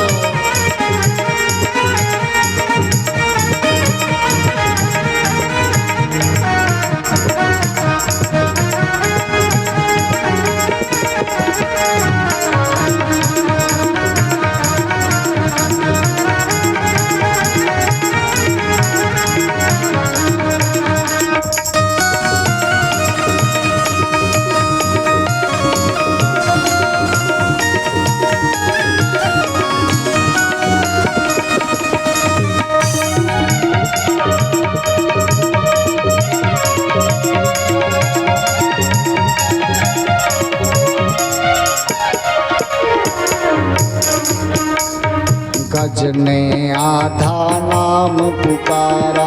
गज ने आधा नाम पुकारा। गरुड़ छोड़ कर उसे उबारा।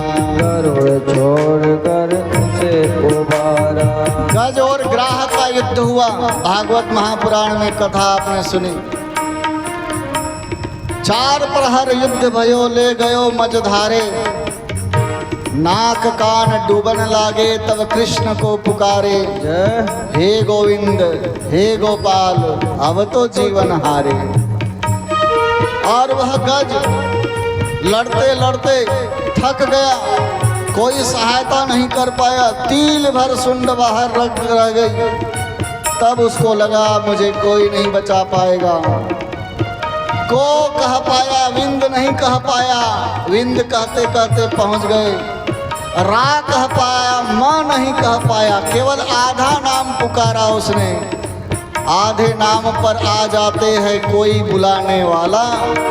बिक जाते हैं राम कोई है मोल चुकाने वाला। जय आधे नाम पर भी भगवान बिक जाते हैं। और गज ने आधा नाम पुकारा। गरुड़ को छोड़ करके भगवान दौड़ पड़े। गज ने आधा नाम पुकारा। गरुड़ छोड़ कर उसे उबारा। गज ने आधा नाम पुकारा।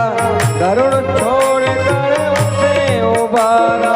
गरुड़ छोड़ कर उसे उबारा। गरुड़ छोड़ कर उसे उबारा। कियो जय हो आज कियो जय जय हर कियो प्राह संगार लेकर नाम तेरा। हो गए भव से पार लेकर नाम तेरा। हो गए भव से पार लेकर नाम तेरा। हो गए भव से पार लेकर नाम तेरा। जय हो।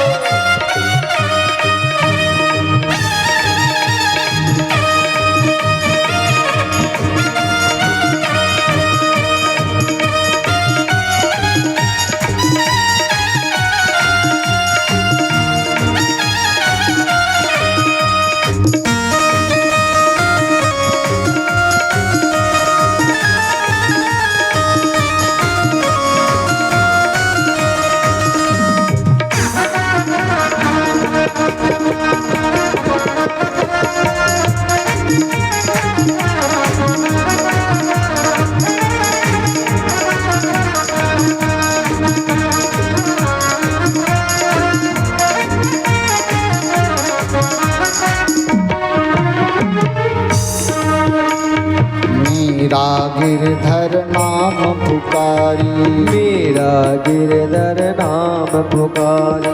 विष अमृत कर दिया मुरारी, विष अमृत कर दिया मुरारी। मीरा जी ये कलयुग की घटी घटना है। राजस्थान की बेटी मीरा गिरधर गोपाल गाती थी, मेरो तो गिरधर गोपाल दूसरो न कोई, जाके सिर मोर मुकुट मेरो पति सोई। गिरधर गोपाल के अलावा उसका कोई नहीं था। दिन रात गोपाल गोपाल गिरधर गिरधर गाती थी। मैं तो गिरधर के गुण गावा। और वह मीरा के ऊपर राणा बड़ा कुपित हुआ, नाराज हुआ, जहर का प्याला भेज दिया। मीराबाई को कहा तेरे गिरधर का प्रसाद है। और मीराबाई ने गिरधर गोपाल का नाम लेकर वो जहर का प्याला पी लिया। पर उस जहर को प्याले के पीने के बाद भी मीरा को कुछ नहीं हुआ, क्योंकि भगवान ने नाम के प्रभाव ऐसा था। नाम जाप करती थी मीरा, इसलिए भगवान ने उस जहर को अमृत बना दिया। आज भी मीरा अमर है। मीरा की लाश को कोई प्राप्त नहीं कर पाया, गोविंद में समाहित हो गई है। ये नाम का प्रभाव है। मीरा गिरधर नाम पुकारी, विष अमृत कर दियो मुरारी। मेरा गिरधर नाम पुकारी, विष अमृत कर दियो मुरारी। विष अमृत कर दियो मुरारी, ओ विष अमृत कर दियो मुरारी। हर खुल गए, हर खुल गए, हर खुल गए चारों द्वार लेकर नाम तेरा। हो गए भव से पार लेकर नाम तेरा। हो गए बार बार लेकर नाम तेरा। हो गए भाव से पार लेकर नाम तेरा। हो गए भव से पार लेकर नाम तेरा। हो गए भव से पार लेकर नाम तेरा। हो गए भाव से पार लेकर नाम तेरा। हो गए भाव से पार लेकर नाम तेरा। हो गए भव से पार लेकर नाम तेरा। हो गए भाव से पार लेकर नाम तेरा। बोलिए हनुमान जी महाराज की जय। तो भव सागर से पार व्यक्ति हो जाता है। भगवान के नाम का ऐसा प्रभाव है।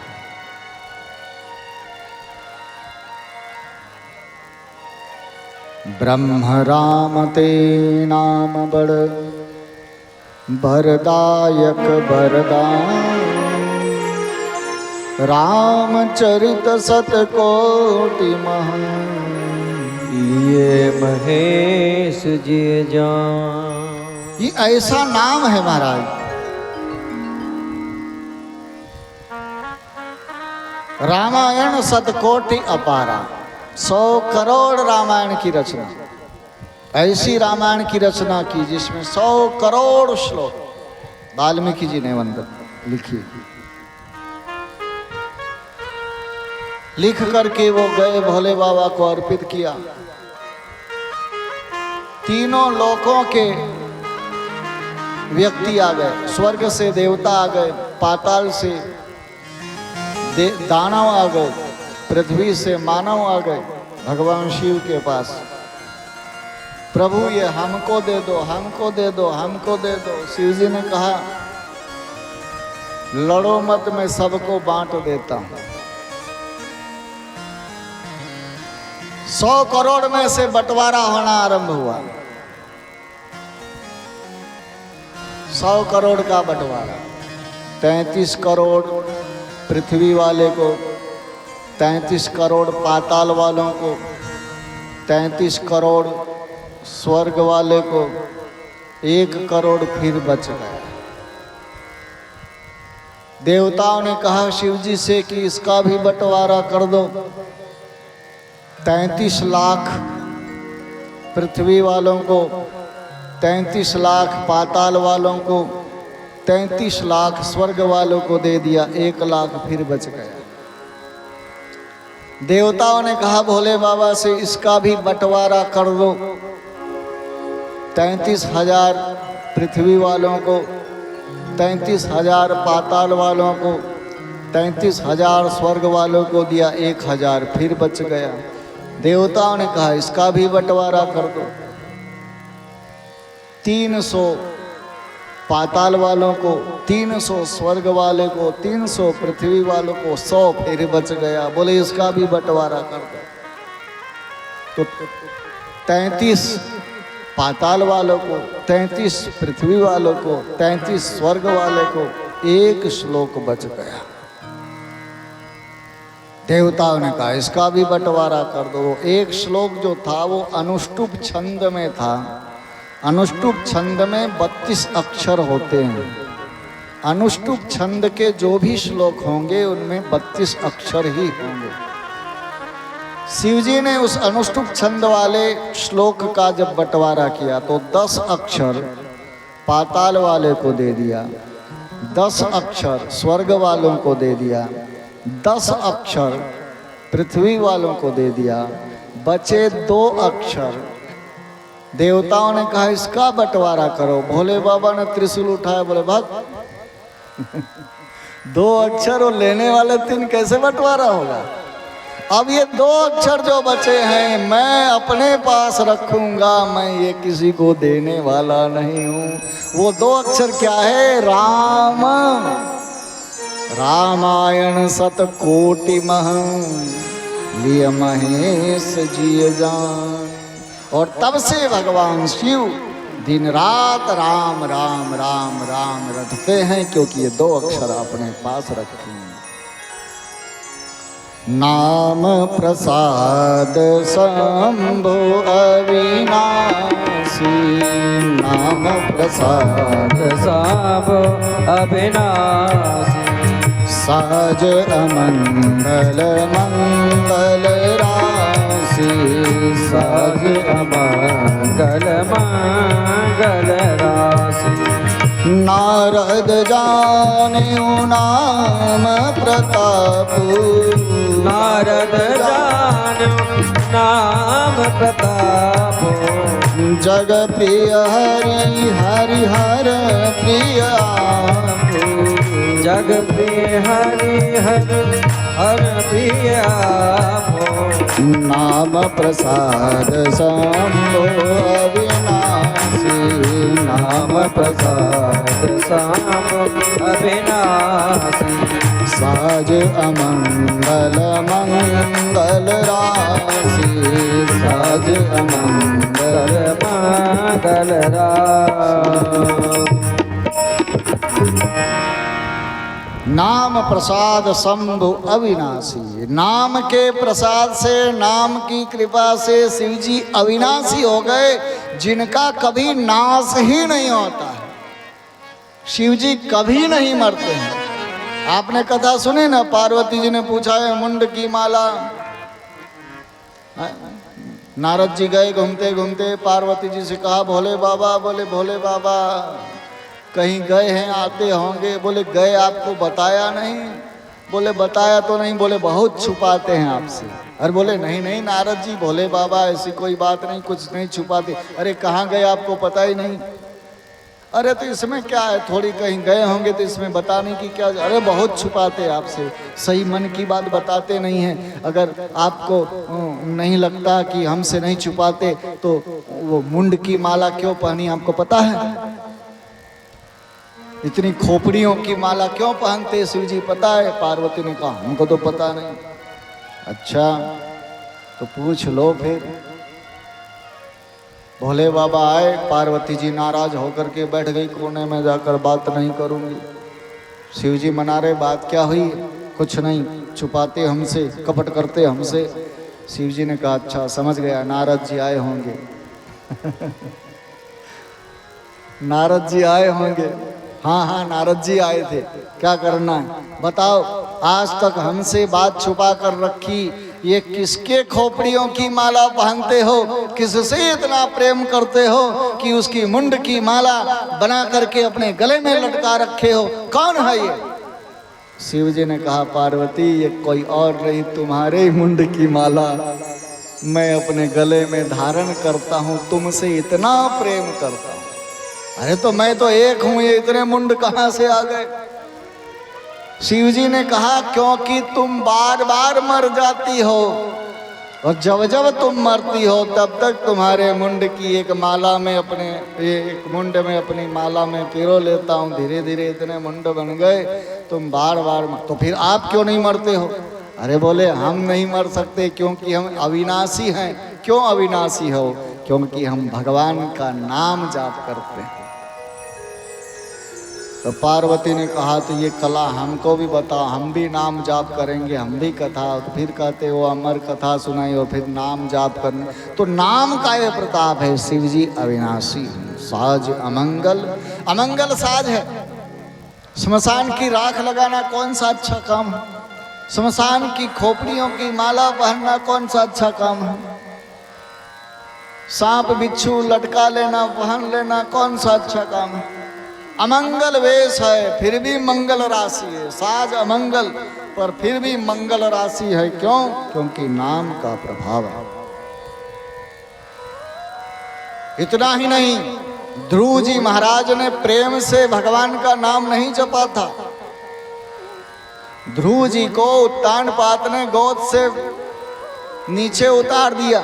सुनीति ने, सुरुचि ने पटक दिया नीचे। तुम इस गोद के अधिकारी नहीं हो, तुम इस राज्य के अधिकारी नहीं हो। बड़ी ग्लानि हुई ध्रुव जी को। मैं इनका बेटा, राजा का बेटा, इनकी गोद में नहीं बैठ सकता हूँ, इनके सिंहासन पर नहीं बैठता हूँ। मैं बड़ा भाई हूँ, बड़ा बेटा हूँ, मेरा ही अधिकार पर मेरी ये सौतेली माँ कहती है कि तुम्हारा कोई अधिकार नहीं, जाओ तपस्या करो। और जब भगवान प्रसन्न हो जाए तो उनको कहना, मेरी सौतेली माँ की कोख से मुझे जन्म दे, जब तू मेरा सगा बेटा बनकर आएगा तब इस राज्य का उत्तराधिकारी बनेगा। तो बड़ी ग्लानि हुई। वो ग्लानि के साथ ध्रुव जी ने नाम जाप किया। लेकिन नाम जाप का प्रभाव देखिए, पायऊ अचल अनुपम धाम। आज भी ध्रुव तारा की परिक्रमा सप्तऋषि भी करते हैं। ध्रुव तारा एक जगह स्थिर है, उसको कहीं नहीं घूमना पड़ता। अचल अनुपम स्थान को प्राप्त किया ध्रुव जी महाराज ने। इतना ही नहीं, हनुमान जी ने तो भगवान का नाम जाप करते करते भगवान को ही अपने बस में कर लिया। हाँ, अपने बस कर ही राखे हूँ राम। हनुमान जी जहाँ चाहे भगवान को प्रकट होना पड़ेगा। हाँ, हनुमान जी के अधीन राम जी हो गए। राम जी ने तो कह दिया कि हनुमान, मैं तुम्हारा ऋणी हूँ, तू धनिक हो, मैं तुम्हारा कर्ज लिया हुआ कर्जवान हूँ। धनिक तू पत्र लिखाऊं, तू चाहो तो मुझसे पत्र लिखवा लो कि तू धनिक हो और मैं तुम्हारा ऋणिया हूँ। ऋणिया राजा राम भय, धनिक भय हनुमान। हनुमान जी धनिक बन गए, राम जी ऋणिया बन गए और हनुमान जी के बस में राम जी हो गए। क्यों? क्योंकि हनुमान जी दिन रात राम राम राम राम रटते। तो राम के नाम की महिमा कहाँ तक बखान करूं। राम का नाम भाव से लो, कुभाव से लो, कैसे भी लो। भाय कुभाय अनख आलस, भाय कुभाय अनक आलस हूँ। नाम जपत मंगल दिस दस हूँ। नाम जपत मंगल देश दस हूँ। नाम जपत मंगल दिस दस हूँ। नाम जपत मंगल देश दस हूँ। भाय कुभाय अनक आलस हूँ। भाय कुभाय अनक आलस हूँ। अनक आलस हूँ। अनक आलस हूँ। भाव से नाम नाम लो, चाहे कुभाव से नाम लो, आलस से लो, चाहे क्रोध से भी राम राम करो, तब भी कल्याण होता है। कोई भाव से राम राम राम राम करता है, कोई कुभाव से भी, हाँ, कोई भाव नहीं, कोई श्रद्धा नहीं, देखा तो व्यंग करते, बाबा राम राम, और बाबा कोई भाव नहीं है। कोई क्रोध से, रावण ने राम का नाम लिया ना अंतिम समय, मरते समय, कहा राम रणहतौ पचारी, क्रोध से रावण ने नाम लिया, उद्धार हो गया। कोई आलस से नाम लेता है, कुंभकर्ण आलस जपेऊं, अनख जपेऊं 10 भाल। कुंभकर्ण ने आलस से नाम लिया। कई बार आलस में हम लोग सो के उठते हैं या नींद आने लगती है तो राम राम राम राम ऐसे करते हो ना आलस में। राम राम कही जे जमुहाही, तिनहि न पाप पुंज समूहा। जमहाई लेते हुए आलस में भी राम राम राम राम ऐसे करते हो। पाप पुंज समूहाई, पाप नजदीक नहीं आ सकता। ये नाम का प्रभाव है। नाम जपत मंगल दिश दसहूं, ऐसे नाम की वंदना की है। इसलिए नाम जाप करना चाहिए। जिंदगी जब तक रहेगी फुर्सत न होगी काम से, कुछ समय ऐसा निकालो प्रेम करो श्री राम से। राम नाम की लूट है, लूट सको तो लूट, अंत समय पछताएगा जब प्राण जाएगा छूट। ये लूट मची है, पर क्या करे लोगों को समय ही नहीं। धन्य है आप लोग। शुरुआत में मैं आया आज मंच पर तो मुझे लगा कल कलश यात्रा वाले थे, आज तो कोई नहीं है। अब किसको कथा सुनाएं? हमारे जजमान जी बोले चिंता क्यों करते हो, हम हैं ना, हम तो कथा सुनाएंगे। हमने कहा चलो कोई बात नहीं, आप भी हो। सामने हनुमान जी बैठे हुए हैं, कोई सुने न सुने हमारे हनुमान जी जरूर कथा सुनते हैं। तो हनुमान जी का लक्ष्य है, तो हनुमान जी को कथा सुनाने का भाव लेकर बैठे हैं। जिसके भाग्य में होगा वो कथा सुनने के लिए आए, जिसके भाग्य में होगा घर से भागता भागता आएगा, जिसके भाग्य में नहीं होगा वो यहाँ आकर फिर भाग जाएगा। हाँ, पर यहाँ बैठकर कथा नहीं सुन पाएगा। ये तो भाग्य की बात है। जब तक भगवान कृपा न करे, राम कृपा बिनु सुलभ न सोई, ये भी भगवान की कृपा है। भगवान की कृपा होती है तभी कथा भी अच्छी लगती है, नहीं तो कथा अच्छी नहीं लगती। अरे भले ही जंगल है, अगर यहाँ नाच रख दिया जाए वो पतली कमर वाली का, तो लोग सब छोड़ छाड़ कर आ जाए। धूप वूप कुछ नहीं भैया, यहाँ इतनी भीड़ लग जाएगी कि सबके जूते चप्पल ढूंढने पड़ेंगे बाद में कहाँ उतारा था। कलयुग का प्रभाव है ना। तुलसी पिछले पापते हरि चर्चा न सुहाए, जैसे ज्वर के बेग से भूख विदा हो जाए। पाप भी तो रोकता है ना। तुलसीदास जी ने कहा पिछले पाप के कारण भी भगवान की चर्चा अच्छी नहीं लगती, तो इसका मतलब क्या भगवान की कथा अच्छी नहीं है? अरे कथा तो अच्छी है। गरम गरम जलेबी आ जाए, ताजा ताजा रसगुल्ला आ जाए, किसको अच्छा नहीं लगता है? लगता है कि नहीं लगता है? आपको अच्छा लगता है? लेकिन जिस दिन बुखार आ जाए उस दिन क्या रसगुल्ला अच्छा लगता है? ज्वर से पीड़ित है व्यक्ति, फीवर हो गया, ले थोड़ा खा लो, इच्छा नहीं है, अरे थोड़ा खा लो, थोड़ा सा कड़वा लगता है। अरे मिठाई है, मीठा भी कड़वा लग रहा है। हाँ क्यों? बासी है? नहीं है, ताजी मिठाई है, अभी बनकर आई है, मीठा ही है, फिर भी उस व्यक्ति को कड़वा लग रहा है, उसको अच्छा नहीं लग रहा। क्यों? क्योंकि उसको बुखार आ गया है, वैसे किसी के सिर पर पाप रूपी बुखार चढ़ जाता है।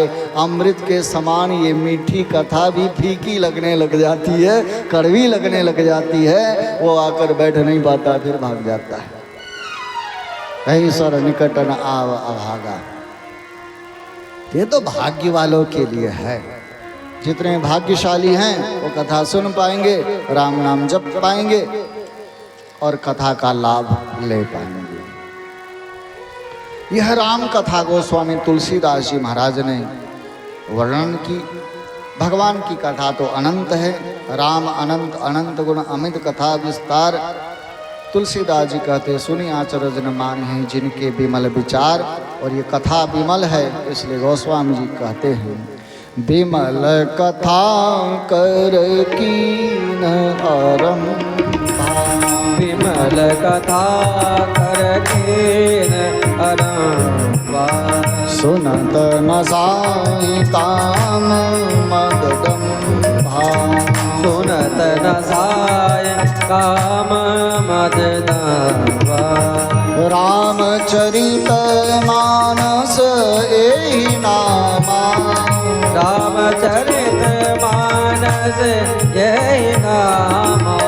सुनत श्रवण पाई विश्रामा। सुनत श्रवण पाए विश्रामा। विमल कथा कर कीन आरंभा। विमल कथा कर कीन आरंभा। सुनत न साई काम मददम्भा। सुनत न साय काम मददम्भा। काम मददम्भा। काम मददम्भा। निर्मल कथा का आरंभ करने जा रहा हूं तुलसीदास जी का। इस कथा से क्या होगा? कथा सुनने से क्या होगा? बोले काम नष्ट हो जाएगा, दंभ नष्ट हो जाएगा, अहंकार नष्ट हो जाएगा। इसका नाम क्या है? बोले रामचरित मानस यही नाम है। इसका नाम है रामचरित मानस। जिसको श्रवण करने मात्र से व्यक्ति विश्राम को प्राप्त करता है, आराम की तलब है। बोले हाँ तो बंदे एक काम कर। क्या काम? बोले आराम की शरण में और राम राम कर। राम कथा विश्राम देने वाली, काम कथा विश्राम का हरण करने वाली। संसार की कथा करोगे टेंशन में आ जाओगे, और राम कथा सुनोगे सारा टेंशन वेंशन दूर हो जाएगा। ये राम कथा का महत्व है। ये राम कथा तुलसीदास जी दैन्य घाट पर सुना रहे हैं, अपने मन को ही श्रोता बना करके। भगवान शिव पार्वती को सुना रहे हैं, कैलाश पर्वत पर बैठकर वट वृक्ष के नीचे। ज्ञान घाट की कथा है। नीलगिरी पहाड़ पर काकभूषुंड जी गरुड़ जी को सुना रहे हैं, उपासना कांड की कथा है। और कर्म कांड का घाट जो है वो प्रयागराज संगम पर त्रिवेणी संगम में भरद्वाज मुनि के आश्रम में याज्ञवल्क्य जी सुना रहे। गोस्वामी जी कहते हैं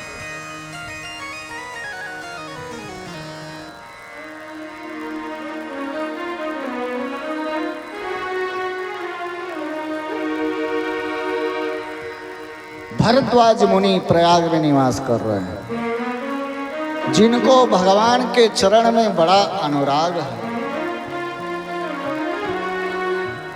तपस्वी हैं, समदम का पालन करने वाले हैं, परमार्थ पद के ज्ञाता हैं। इनके आश्रम में कई ऋषि मुनि महात्मा आते हैं। माघ का महीना, मकर संक्रांति पर सब लोग जाते हैं, 1 महीने वहाँ कल्पवास करते हैं। भरद्वाज जी के आश्रम में सत्संग हो रहा है। ब्रह्म निरूपण धर्म विधि पर नहीं तत्व विभाग, कहि भगति भगवंत के संग ज्ञान विराग। ब्रह्म का निरूपण हो रहा है, तत्व का विभाग करके वर्णन किया जा रहा है। भगवान की भक्ति का वर्णन ज्ञान और वैराग्य के सहित किया जा रहा है। बिना ज्ञान और बिना वैराग्य की भक्ति अधूरी है। भागवत महापुराण में महात्मा में भक्ति रो रही थी क्योंकि ज्ञान वैराग्य वृद्ध पड़े थे। ज्ञान और वैराग्य से युक्त भक्ति प्रसन्न रहती है। ज्ञान और वैराग्य के साथ साथ भक्ति का निरूपण किया जा रहा है। इस प्रकार से 1 महीना पूरा हुआ, सभी लोग जाने लगे, भक्तगण गए। याज्ञवल्क्य नाम के ऋषि थे, चरण पकड़ लिए भरद्वाज जी ने, महाराज आपको नहीं जाने देगा। जाग बुलिक मणि परम विवेकी भरद्वाज राखे पलटे। क्या बात है? अरे बोले महाराज मेरे मन में एक संशय है, उसको आप दूर करिए। कहो कहो क्या संशय? बोले कहने में लाज लग रही है। संशय भी है, कहने में शर्म भी लग रही है, तो फिर कहना तो पड़ेगा ना। अच्छा, लाज क्यों लग रही भरद्वाज जी को? क्योंकि राम के बारे में पूछने वाले। लाज इसलिए लग रही कि भरद्वाज जी कोई साधारण नहीं है। भरद्वाज जी बृहस्पति के बेटे हैं। देवगुरु बृहस्पति के बेटे को भी शंका। और गुरु जी कौन है भरद्वाज जी के? साक्षात वाल्मीकि जी, जिन्होंने राम जी के अवतार से पहले ही रामायण लिख दिया। राम जी ने जो लीला की वह वाल्मीकि जी ने नहीं लिखी। वाल्मीकि जी ने जो रामायण में लिख दिया वह लीला करके राम जी ने